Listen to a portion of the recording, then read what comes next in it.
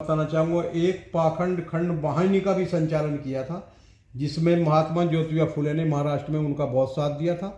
और उस समय लोग जो है लाठी डंडे लेकर इस यात्रा का विरोध कर रहे थे, लेकिन महात्मा ज्योतिबा फुले स्वामी दयानंद जी के साथ कंधे से कंधा मिलाकर लड़े और ये उनका अभियान सफल हुआ।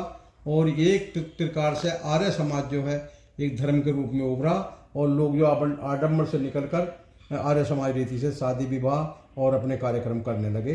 इसलिए इस शास्त्र का बहुत महत्व है कि उस समय लोग वेदों की विचारधारा से उन्मुख हो रहे थे, तो स्वामी दयानंद जी ने वेदों का गहन अध्ययन किया। अध्ययन करने के बाद उनमें से कुछ जो गलत बातें थी वो निकाली और संशोधित करके जो वेदों के आधार पर इस 27 प्रकार से रचना की और लोगों के सामने प्रस्तुत किया।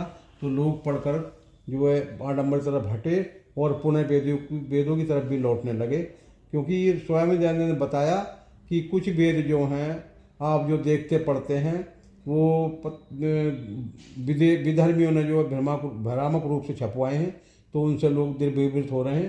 तो उन्होंने एक तरह से वेदों का अध्ययन करके 27 प्रकाश को लिखा, जिससे लोगों को सही जानकारी प्राप्त हो सके।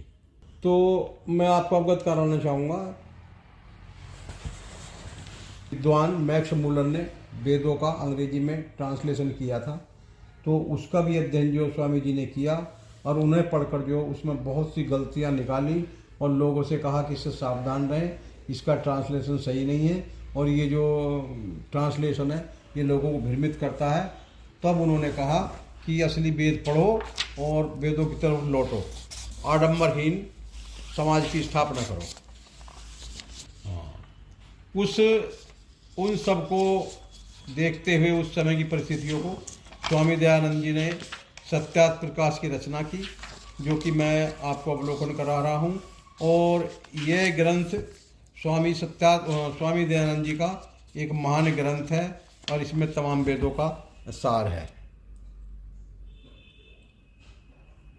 ये उसकी विषय सूची आप जो देख रहे हैं 27 जो है बहुत बढ़िया, लगभग बहुत अच्छा ये इसमें दिया हुआ है। मैं भी इसे पढ़ता हूँ और पढ़ा है। ये देखिए इसमें इतनी भूमिका है, मतलब इसमें इतने सब तरह का उन्होंने जो इसमें वो कर दिया है, जिसे आप देख के जो या पढ़कर जो है बहुत जो ज्ञान पैदा होगा और लोगों को वास्तविक जानकारी होगी।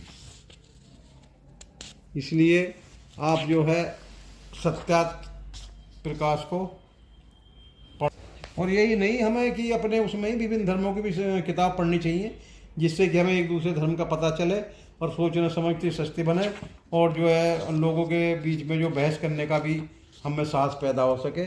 तो स्वामी 27 प्रकाश ने जो ये वेदों का सार 27 प्रकाश लिखा है, मैं तो कहना चाहूँगा कि हर जो है ये घर में पढ़ी जानी चाहिए और पढ़नी चाहिए और आने वाली पीढ़ी को भी जो इसको पढ़ना चाहिए, जिससे कि उन्हें वास्तविकता का पता चल सके।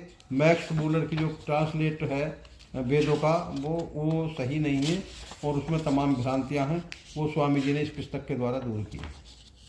क्योंकि जिस धर्म की किताब होती है उस धर्म में उस धर्म का संस्कृति का उसमें जो समावेश होता है, तो सबको जानने के लिए और ज्ञानवर्धन करने के लिए हर धर्म की किताब को पढ़ना चाहिए और उसमें जो अच्छी बातें उसे ग्रहण करना चाहिए। यही मूलों का भी सार है और यही 27 प्रकाश का भी सार है। बहुत है।